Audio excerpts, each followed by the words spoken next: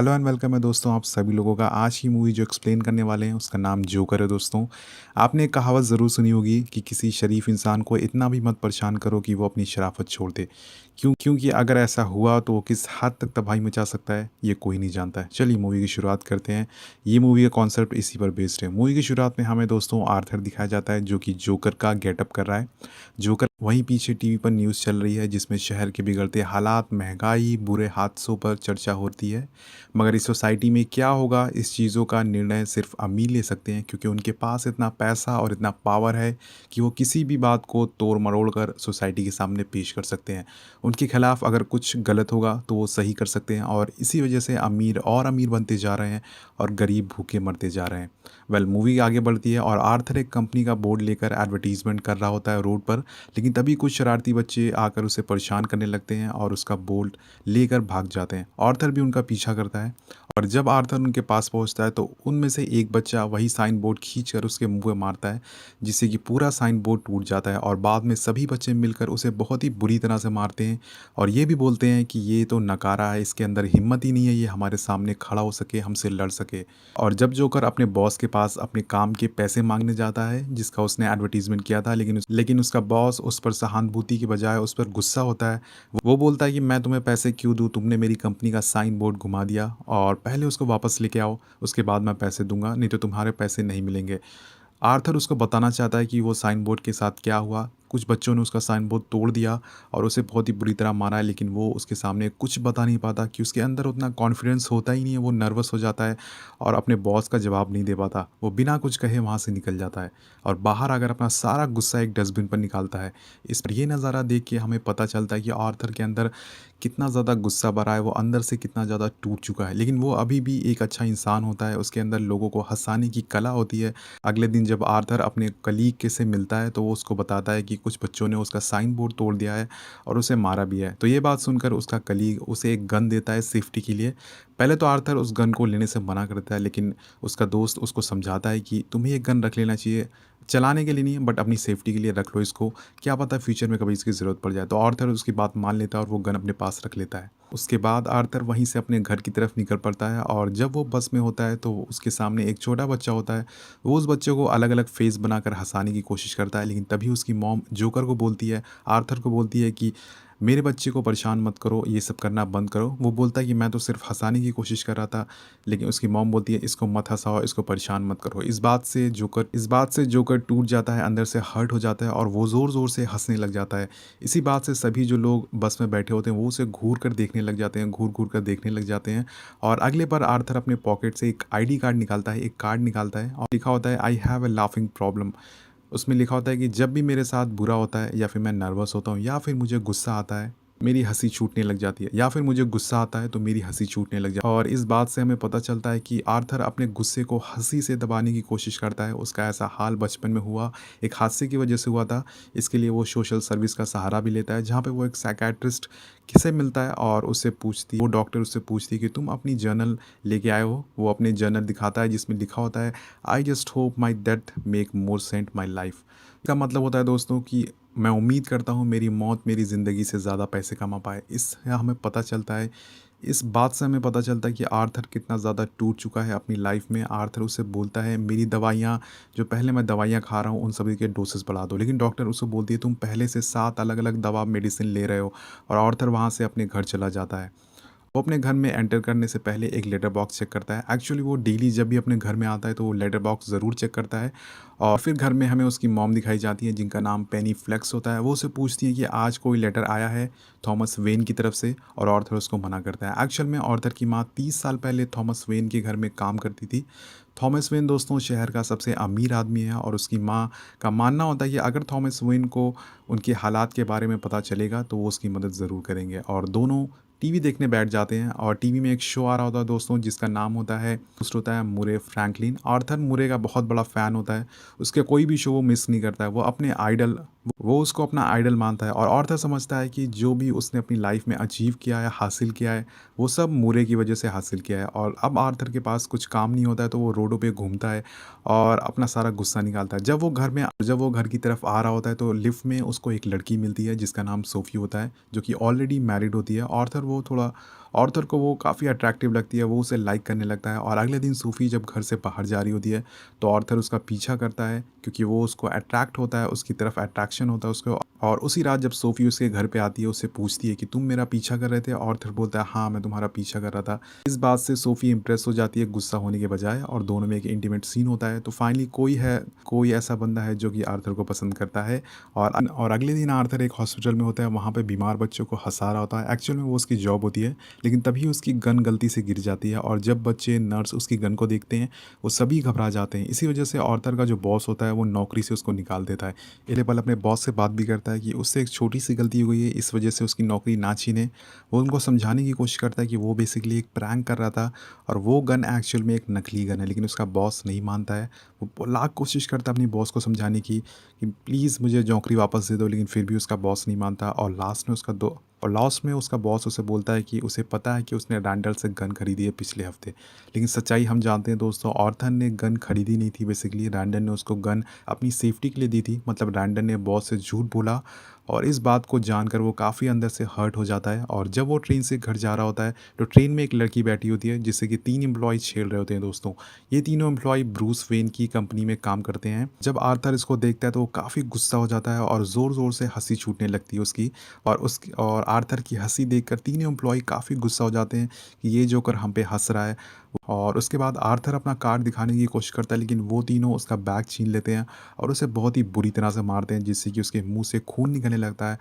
और अब जाकर दोस्तों आर्थर का जो सब्र का बाँध है वो टूट चुका है। इसकी माँ का धड़-धड़-धड़ वो 3 गोलियाँ दोस्तों चलाता है और तीनों को शूट कर देता है वहाँ से और वहाँ से भागकर एक बाथरूम में जाके वो डांस करने लगता है। वेल अचानक से वो डांस क्यों करने लगा दोस्तों? उसे देखकर ऐसा लग रहा था कि उसे कोई पछतावा नहीं है कि उसने 3 लोगों का मर्डर कर दिया है, बल्कि उसे इस बात से खुशी हो रही है और इस बात से हमें पता चलता है कि इंसान को इतना भी मत डराओ कि उसके अंदर से डर ही खत्म हो जाए।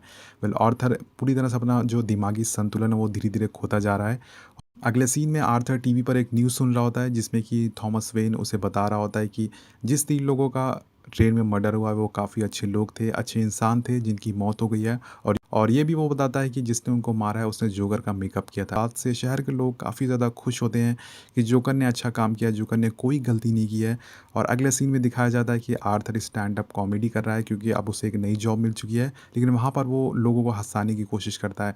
लेकिन बहुत सारे लोग वहाँ पे होते हैं जिसकी वजह से वो काफ़ी नर्वस हो जाता है और जब भी वो नर्वस होता है उसकी हँसी छूट जाती है, वहाँ पे वो ज़ोर-ज़ोर से हँसने लग जाता है और सभी जो वहाँ पे दर्शक बैठे होते हैं वो उसको देख के हँसने लग जाते हैं, जिससे कि उसका काम फिर से ख़राब हो जाता है और ये नौकरी भी उसके हाथ से चली जाती है। जब वो घर आता है तो आर्थर की माँ उसको एक लेटर देती है पोस्ट करने के लिए।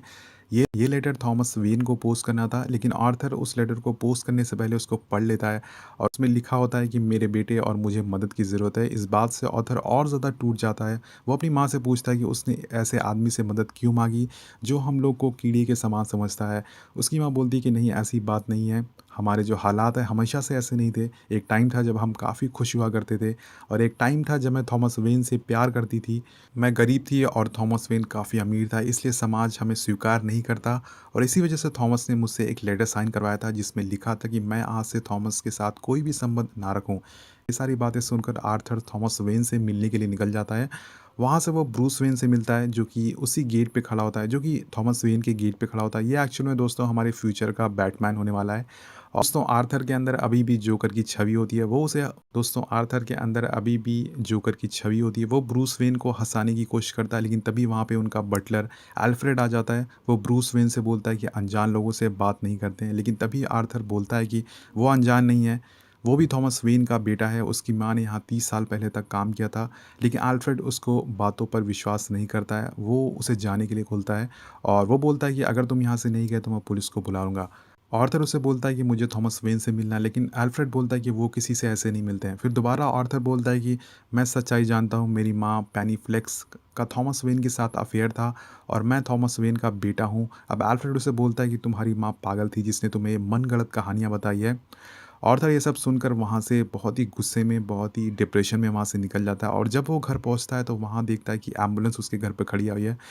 एम्बुलेंस उसके घर पे खड़ी है और उसकी माँ को हार्ट अटैक आया है, कि स्ट्रोक आया है। ये सारी चीज़ें देखकर आर्थर और ज़्यादा दुखी हो जाता है, अंदर से टूटने लग जाता है और जब वो हॉस्पिटल में होता है तो 2 पुलिस वाले भी वहाँ पे आते हैं। उससे पूछते हैं कि क्या वो उस ट्रेन में हुए मर्डर के बारे में कुछ जानता है। आर्थर अनजान बनने की कोशिश करता है और वो तभी आर्थर को पता चलता है कि इन दोनों लोगों ने ये सवाल उसकी माँ से भी पूछा था, जिसकी वजह से उसकी माँ को हार्ट अटैक आया था। इसके बाद वो अपनी माँ के पास आके बैठ जाता है और टीवी पर मुरे फ्लैंकिंग का शो देखने लग जाता है। मुरे एक क्लिप दिखाता है। बेसिकली दोस्तों ये क्लिप आर्थर का ही होता है, जिसमें कि वो स्टैंड अप कॉमेडियन कर रहा था और वो काफ़ी नर्वस हो गया था, जिससे कि काफ़ी लोग उस पे हँस रहे थे।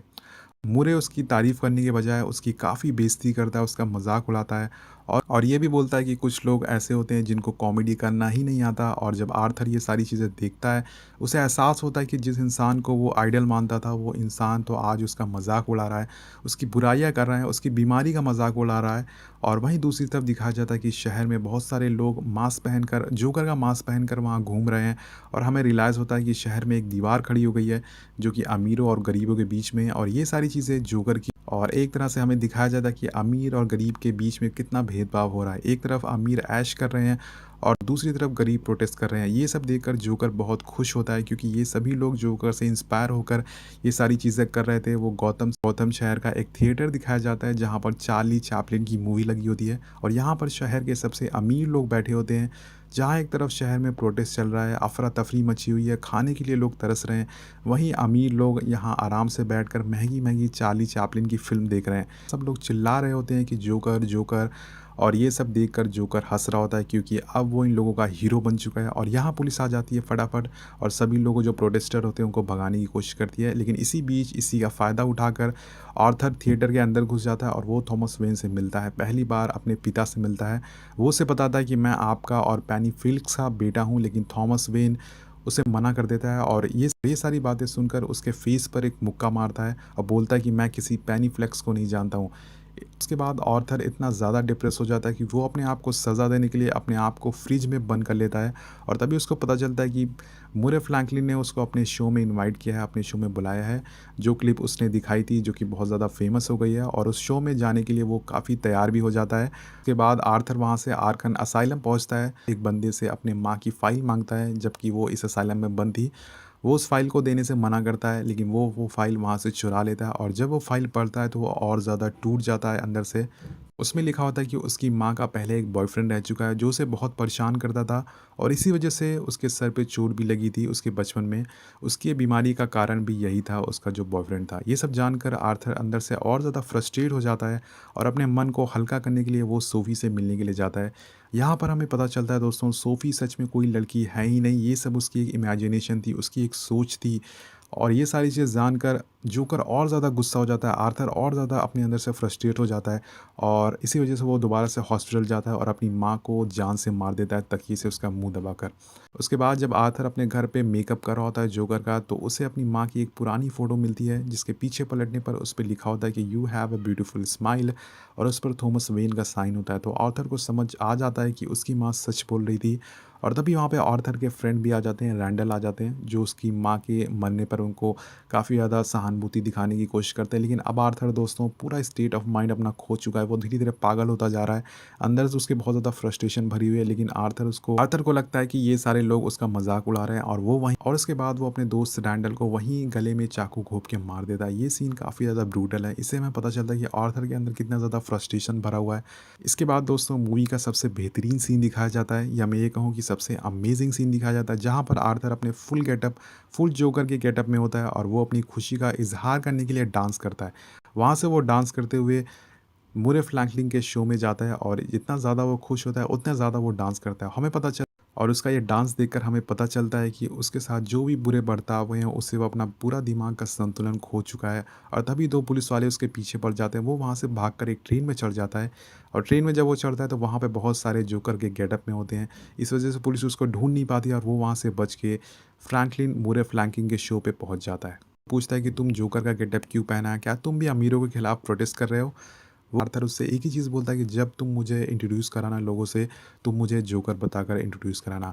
अब शो शुरू हो जाता है। मुर्रे उससे पूछता है कि तुम जोकर का मेकअप क्यों किया है? वो बताता है कि मुझे लोगों को हँसाना काफ़ी अच्छा लगता है। मेरे दिल में काफ़ी खुशियाँ हैं जो कि मैं दूसरों तक बाँटना चाहता हूँ। मुर्रे उससे बोलता है कि तुम कोई जोक सुनाओ, क्योंकि तुम जोकर हो, तुम लोगों को हँसाने के लिए तुम लोगों को हँसाने के लिए कोई जोक सुनाओ। जोकर बोलता है कि तुम्हें जोक सुनना है, सुनो। ट्रेन में 3 आदमी का जो मर्डर हुआ था वो मैंने किया था। जोकर ये भी बोलता है कि ये पूरा समाज बहुत ही ज़्यादा घटिया हो चुका है और तुम भी बहुत ही ज़्यादा घटिया हो। तुमने सिर्फ़ मुझे यहाँ पे अपने मतलब के लिए बुलाया है ताकि तुम्हारी जो टीआरपी है वो ज़्यादा बढ़ सके। ये सारी बातें सुनकर जो मुरे होता है वो गुस्सा हो जाता है। वो उसे बोलता है कि नहीं, ऐसा नहीं है। इस बात से जोकर और ज़्यादा गुस्सा हो जाता है और वहीं पे वो लाइव टेलीविज़न पर सबके सामने उसे गोली मार देता है। यहाँ पर हम जोकर की बुराई देखते हैं दोस्तों, उसके अंदर का डर अब पूरी तरह से ख़त्म हो चुका है और सारा जो गुस्सा है वो बाहर आ रहा है धीरे-धीरे कर पकड़ कर ले जा रहे होते हैं कार से। तो हम देखते हैं कि पूरे शहर में दंगे चल रहे हैं, पूरे शहर में अफ़रा-तफ़री मच रही है और तभी एक एम्बुलेंस उसकी कार को टक्कर मारती है, जिससे कि पुलिस की कार पूरी तरह से पलट जाती है और उसके बाद जोकर वहाँ से आज़ाद हो जाता है और वो उसी कार पर खड़ा हो जाता है और उसके मुँह से काफ़ी खून निकल रहा होता है और उन्हीं खून से वो अपनी स्माइल बना देता है अपने फ़ेस पे और अब वो सबका हीरो बन चुका है। जोकर एक हीरो बन चुका है, वो एक गरीबों का मसीहा बन चुका है, वो एक इन लोगों का आइडल बन चुका है और दूसरी तरफ दिखाया जाता है कि जोकर और दूसरी तरफ दिखाया जाता है कि एक और मास्क पहना हुआ जोकर थॉमस वेन और उसकी वाइफ को शूट करके वहीं जान से मार देता है। उसके बाद आर्थर को एक असाइलम में दिखाया जाता है और अभी भी वो हँस रहा होता है जो उसके सामने साइकियाट्रिस्ट बैठा होता है और उसके सामने जो साइकियाट्रिस्ट बैठा होता है वो उससे पूछती है कि तुम हँस क्यों रहे हो? वो बोलता है कि तुम नहीं समझोगे और वहाँ से जोकर बाहर निकल जाता है। जब वो बाहर निकलता है तो उसके पैरों में हम खून देखते हैं और हमें पता चलता है कि उसने उस डॉक्टर को भी मार दिया है और यहीं पर मूवी ख़त्म हो जाती है। वेल गाइस, मूवी में हमें यही सीखने को मिलता है कि किसी शरीफ इंसान को इतना भी मत परेशान करो कि वो अपनी शराफ़त छोड़ दे, क्योंकि अगर ऐसा हुआ तो उसके अंदर की जो बुराई है वो बाहर निकलेगी और उसे रोक पाना बहुत ही मुश्किल हो जाएगा। वेल गाइस, मूवी यहीं पे ख़त्म होती है। आपको कैसी लगी मूवी नीचे कमेंट करके ज़रूर बताइएगा। मिलते हैं आपसे अगली वीडियो में। Thank you so much watching. Peace out.